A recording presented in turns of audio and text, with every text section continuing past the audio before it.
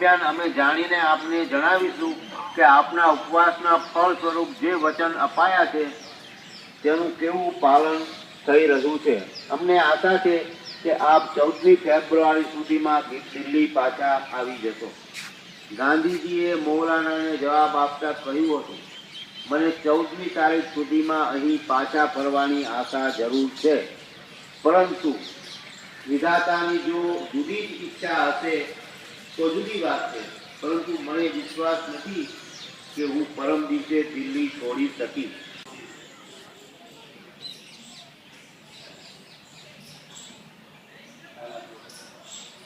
પ્રાર્થનાનો સમય ખૂબ જ નજીક આવ્યો ત્યારે આપણે આભાબેનથી રજૂ ન શકાયો ત્યારે ગાંધીજીની મહિલા ઉપાડી ગાંધીજી બેઠા હતા ત્યાં તેમની સામે મૂકી દીધી।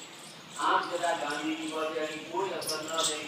આભાબેનના ચહેરા પર ચિંતા કરી લઈને સરદાર પટેલની ખુશી ઉત્સવતાપૂર્વક દરમિયાનથી નીકળી તેઓ ઊભા થયા અને બોલ્યા, હવે મારે ઝડપથી જવું પડશે। ગાંધીજી